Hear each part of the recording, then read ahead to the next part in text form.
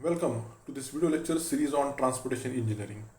In this session, we shall discuss on the speed studies. In the previous session, we have discussed regarding the volume of traffic moving through the particular section of the road for a particular period of time. Now, next is in regards with the speed studies, and speed studies is needed for the variety of the traffic analysis. That is the spot speed data, which refers to the measurement of the individual speeds of the vehicle passing through a point on a roadway. In the first case, for the volume studies, we have calculated the number of vehicles moving through the particular part of the road or section of the road. In this case, for the speed studies, we will be measuring the spot speed data of the vehicles while moving on that particular location or section of the road. And here utmost care has to be taken while conducting the study approximately, so that whatever is the sample data which is collected, it will be adequately be used in order to reflect the speed characteristics of the population, and it is useful for planning the traffic control and in traffic regulations. So if the speed of vehicles, average speed of the vehicles or the particular spot or the particular location is known, one can use this data in order to plan the traffic control and the regulation of the traffic. Next is the geometric design and for redesigning the existing highway. Here it comes in regards with the provision of the various winding of the roads, the stopping side distances, the overtaking side distances. So these geometric features of the road, they can be addressed if the spot speed data is known. Next, carrying out the accident studies. At certain locations which commonly when they are addressed as the accident prone areas, there this data of this speed studies will be very useful in order to take necessary measures to bring down the count of the accidents at that particular location. Next is studying the traffic capacity. Now with the speed studies known and the traffic volume known, one can come to a conclusion regarding what count of vehicles can move with a specified speed on that particular road. Next is monitoring the speed trends. In order to monitor the speed trends, that means what actually is the average velocity with which the vehicles they move on a particular part of the road or section of the road, that can be monitored. Next is to establish the traffic operation and the control parameters. Control parameters here, they can refer to the provision of the traffic signals, signboards, then provision of the speed breakers, etc. Next is establishing the highway design elements. Next, evaluating the highway capacity. Assessing the highway safety. Now this again comes in regards with the safe speed zones through which the traffic they can move with utmost comfort and without causing any sorts of accidents. And lastly, the measuring the effectiveness of the changes. That means if any sort of a change is being done in that particular section of your road in regards with the volume and then with again for the speed, one can monitor what change. That means if there is a speedy lane on which a signal is being provided or a speed breaker is being provided, so this data, it can be helpful in order to again measure the changes which occur in the speed of the vehicles once this traffic control measures they are being taken. Next, the types of speed used in the traffic study. First is the spot speed. Second is the average speed. Third is the space mean speed. Then next is the time mean speed. Next is the running speed. Then followed by journey speed and the percentile speed. These are all the different types of speed studies in order to study the traffic. First is the speed study. Now speed study It is the instantaneous speed of a vehicle at a given specified section of the road or a location. Next is the average speed. The average speed of an vehicle is basically found out by dividing the distance that particular vehicle it covers by the time in which the vehicle it takes to cover that particular distance. For example, if we say that d is the distance traveled in a time t, then the speed of the vehicle um, can be carried out by the formula speed s equals to distance upon time. Next is the space mean study.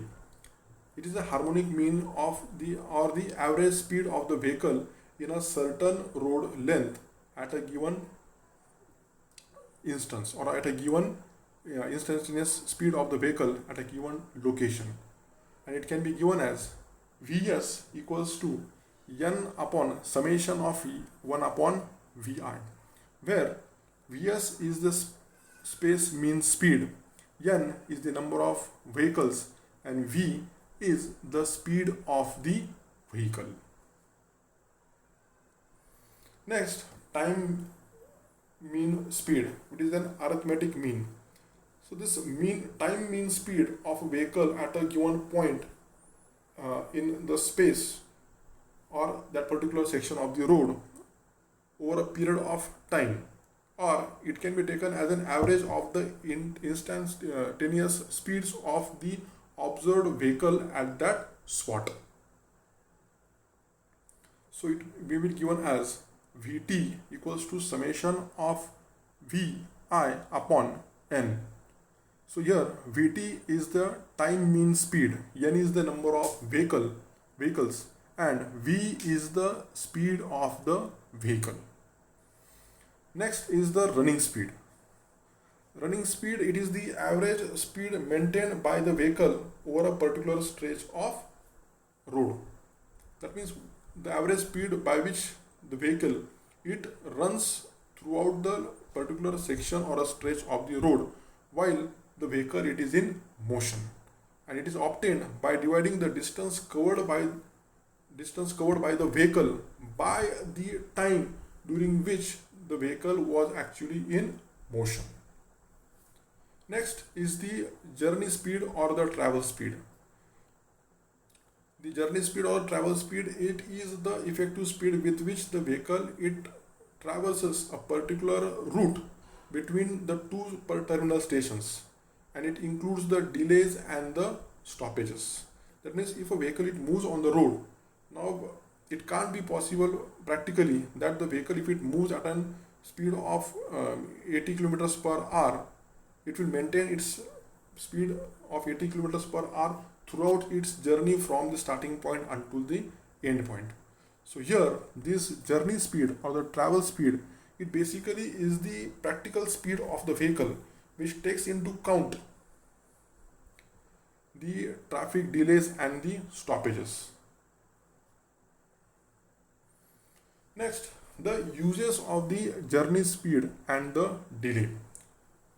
If we are known to the actual journey speed and the delay causing factors for the vehicle while traveling onto the road, then we actually can calculate the cost of the journey. Second, the points where there is the congestion of the traffic and the actual capacity of the vehicles they can move through the particular width of the road, and the level of services which are being provided to the users of that road. It also helps into the transportation planning and also helps in order to improve the speed studies of the roads. Not only the speed study, but it also can help in order to decide the volume of traffic moving on that road.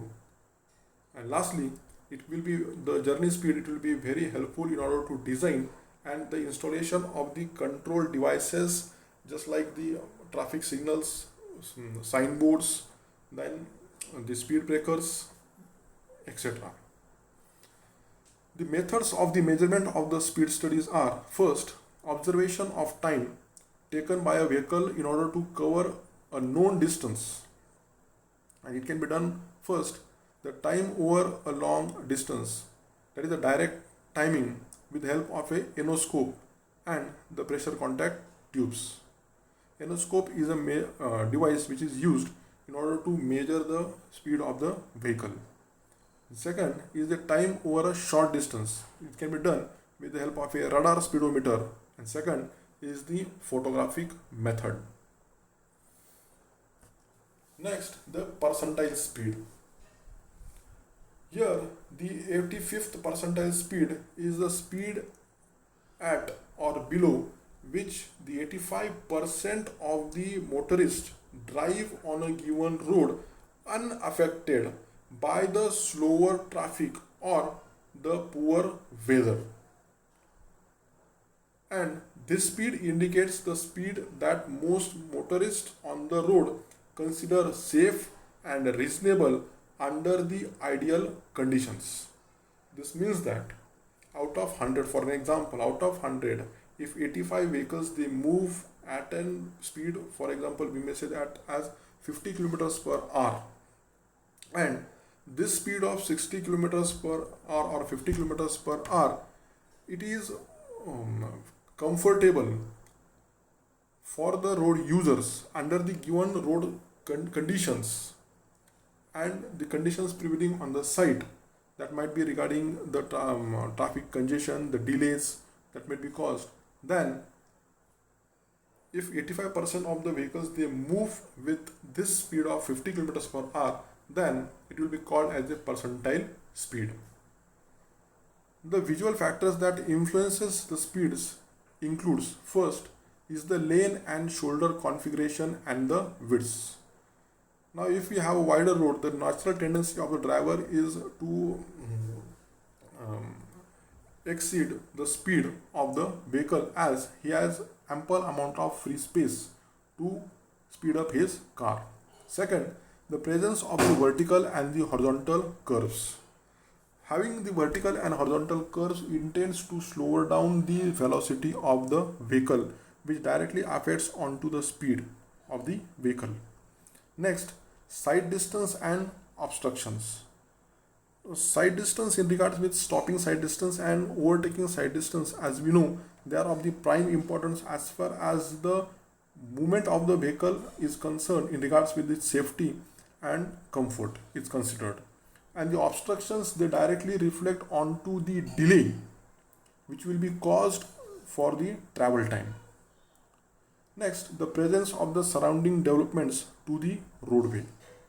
Now this may lead, in order to have the increased number of the pedestrians onto the road, because if a person or a driver is driving by a car through a area which is highly populated, so in this case the pedestrians or the surrounding conditions, they also may affect onto the movement of the vehicle. Next is the spot speed study methods. So the methods which are available for measuring the spot speed, they can be grouped as the observations that require time taken by a vehicle to cover a known distance.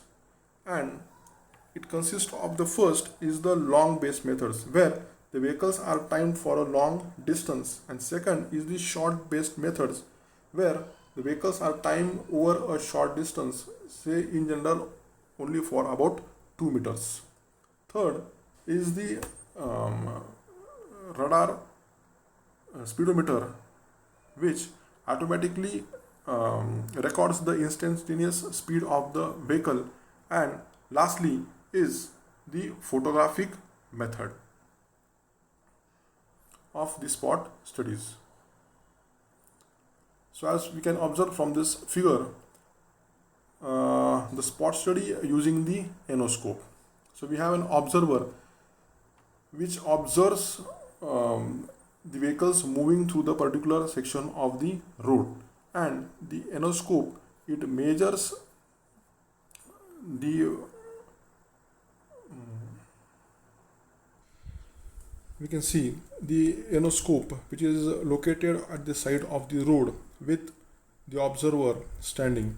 Here, the ionoscope is a device which is used in order to observe the vehicle moving onto this particular um, stretch of the road in a perpendicular form. So, whatever is the error in counting the time of travel of the vehicle, it gets eradicated. So when the vehicle it moves at the starting point or it crosses the line of sight from the ionoscope, the observer can start the start watch with the start time, and the moment the vehicle it reaches to the end point of the given stretch of the road, he can exactly record the stopping time or the end point of the vehicle within this time and the distance traveled by the vehicle. The observer can calculate the speed of the vehicle. Next is the presentation of the spot speed data. In the first case, it can be done by the average speed of the vehicles. Now, from the spot speed data, the distribution tables can be prepared by arranging the data in various groups covering the various speed ranges and the number of vehicles in each range.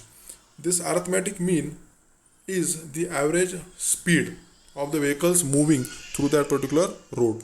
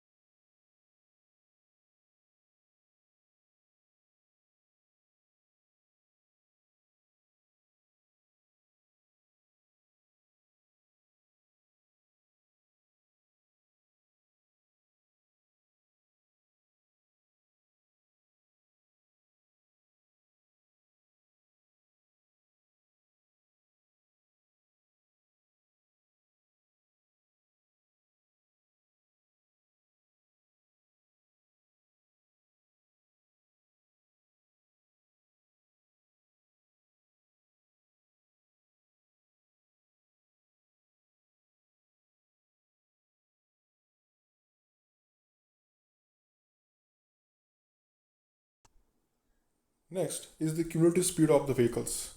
For calculating the cumulative speed of the vehicles, a graph is plotted with the average values of the each groups on the x-axis and the cumulative percent of the vehicles which are traveling at the different speeds on the y-axis.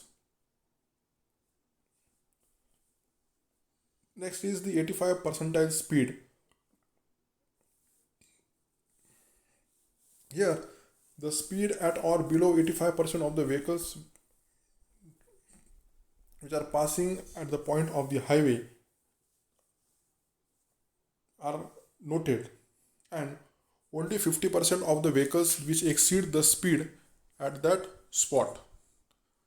The drivers exceeding the 85th percentile speed are considered to drive faster than that of the safe speed, as discussed earlier in the given example.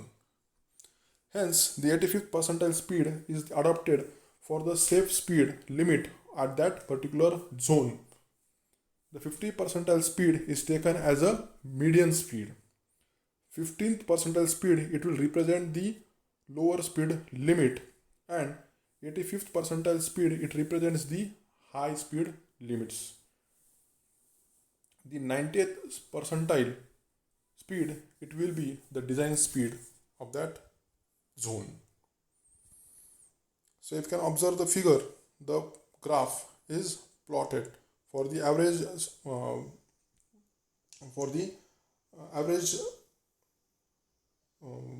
speed of the vehicles.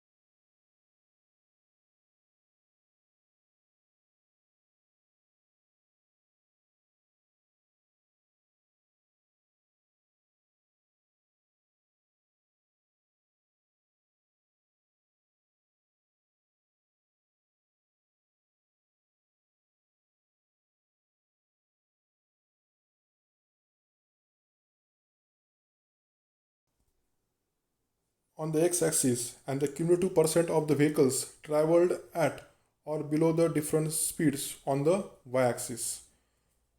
From this graph, the cumulative frequency distribution observations can be obtained. 90th percentile will be the 90th percentile speed will be the design speed.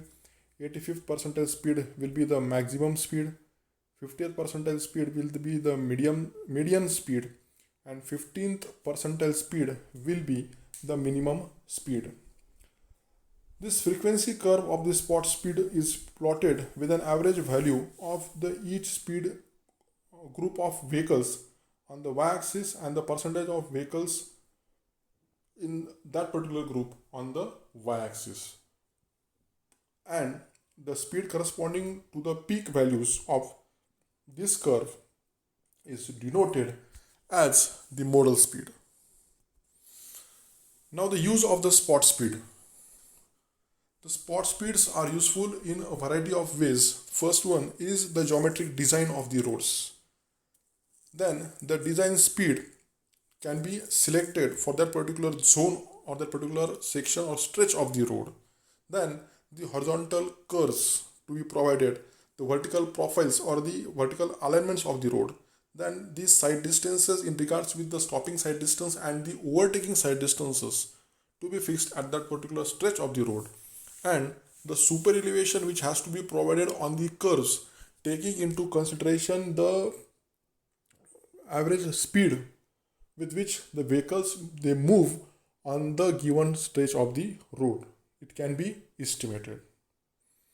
Next, the spot speeds are also necessary in order for the regulation and control of the traffic operations and to decide the size of the signals. Size of the signals here, it will be with respect to the total time for which the signals it will go red.